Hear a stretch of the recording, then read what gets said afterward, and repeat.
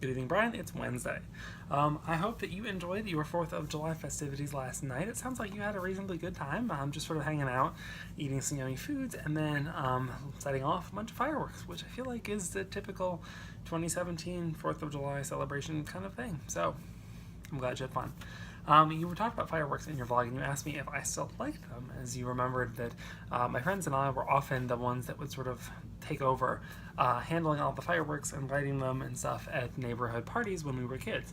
And yes, I definitely remember that. I used to love fireworks. That used to be one of my favorite parts of 4th of July and the summer in general, and I was always excited to get them. Sometimes we would go to the beach at Myrtle Beach, either our family or friends' families, and North or South Carolina has different laws about what fireworks they can sell there, and so there's a lot of things on the South Carolina border that you can buy there that you can't buy in North Carolina, so we'd often buy some and bring them back, as questionable as that may be.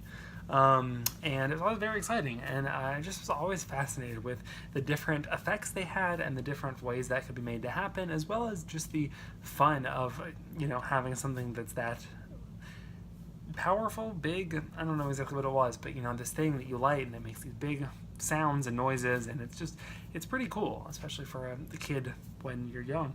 And the last few years we haven't really done as much for 4th of July. Sometimes we've gone to the neighborhood block party that parents go to sometimes, but we haven't in a few years, and Lulu and I ourselves don't really usually do anything specific. We don't really get fireworks. I think we have a couple times since we moved in the apartment, but not often. I still am very interested in fireworks, although now it's much more, I definitely like learning about how they're made. I found a couple websites before where it sort of details like the process of making a firework and how they get the timings right and how they get the different colors and different effects and what chemicals are used in that. And it's a really, really interesting process and a really cool one, and there's a lot of science and chemistry involved with it. And so I definitely like that aspect of it a lot now. Like I said, I don't really get them to set off as much anymore, but it's definitely something I'm still interested in, just slightly differently. Our neighbors had some last night, and they were pretty loud. I think they were probably ones that are not really legal to have.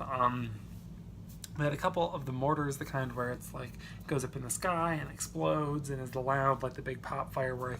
And they had a couple Roman candles as well as other things. So we heard that most of the evening, although they were pretty considerate and were not loud too late, which was very nice.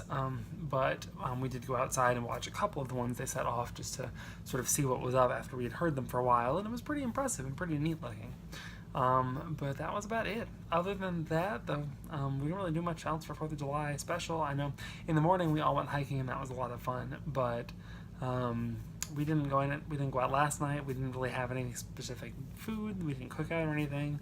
But it was just a nice relaxing day off from work, and that was very much appreciated.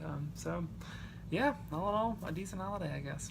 I don't really have much else to talk about for this evening, Brian. However, I am looking forward to your Thursday Top 5 tomorrow. And we need to start figuring out what the plans are for the future of this vlog.